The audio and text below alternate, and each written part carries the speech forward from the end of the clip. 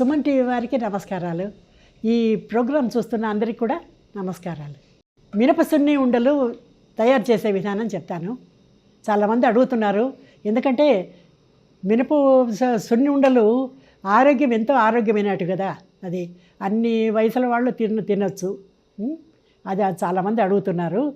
మినపగుళ్ళు, ఈ మినపగుళ్ళను బాగా బట్ట మీద పెట్టి తుడిచి బాగా సన్నని సెగలో, ఆయిల్ అంతా ఏం వేయకూడదమ్మా, ఉత్త బాణట్లోనే బాగా గోల్డ్ కలర్ వచ్చే వరకు బాగా వేయించుకొని అవి చల్లారిన తర్వాత దాన్ని బాగా మిక్సీ పట్టుకొని తర్వాత దానికి తగినంత కొన్ని యాలకులు, దాంట్లో ఆ పొడికి తగినందు ఒక 4 యాలకులు వేసి ఆ పొడి ఎంత తయారైన తర్వాత బాగా అందులో తగినంత బెల్లం వేయాలమ్మా.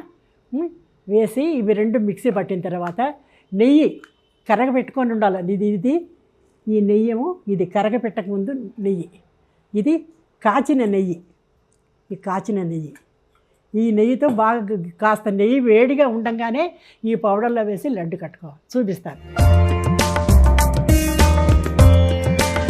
ఇది మిక్సీ పట్టుకొని బెల్లము, అందులో యాలకుల పొడి అంతా వేసిన పౌడర్. ఇది కరిగించిన నెయ్యి. ఇది కొద్ది కొద్దిగా నెయ్యి వేసుకుంటూ ఇలా వంటలు చేసుకోవాలి.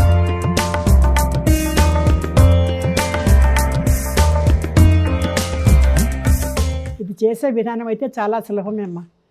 తగినంత చేసుకుంటూ ఉండొచ్చు. అంతా ఒకసారి చేసుకోవాలనేది ఏం లేదు. మనకి ఎంత అవసరం ఉంటే అంతవరకే తయారు చేసుకోవచ్చు.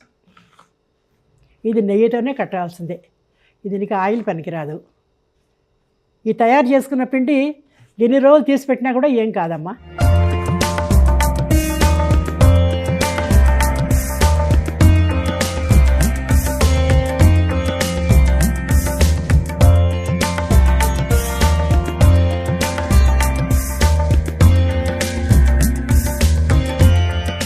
మీరు ఇవే లడ్డూలు, ఇవి పచ్చళ్ళు, పొళ్ళు ఇవే కాకుండా ఇంకా సంక్రాంతికి స్పెషల్గా ఇంకేమైనా ఇంట్రడ్యూస్ చేస్తున్నారా?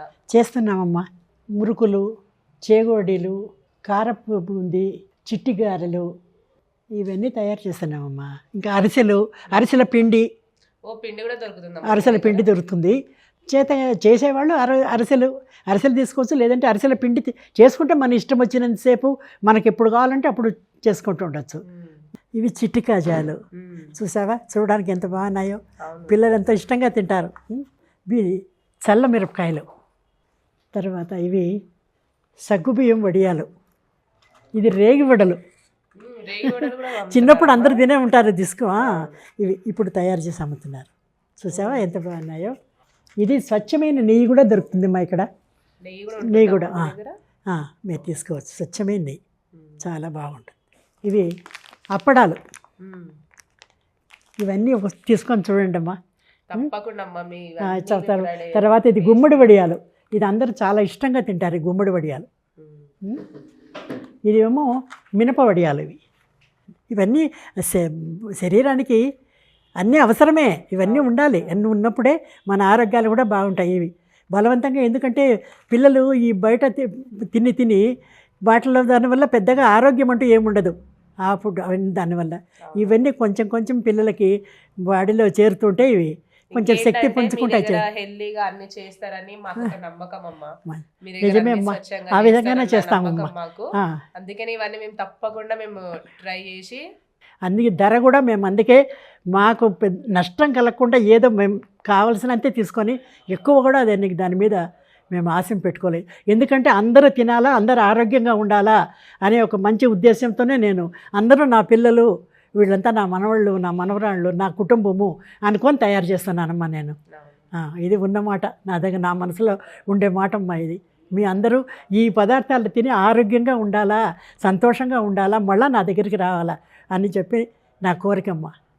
అన్నమ్మా, మంచిదమ్మా. ఓకే, మంచిదమ్మా. అరిసెల పిండి కూడా దొరుకుతుంది. అది పెట్టుకొని మనకి ఎంత కావాలంటే అంత చేసుకుంటూ ఉండొచ్చు.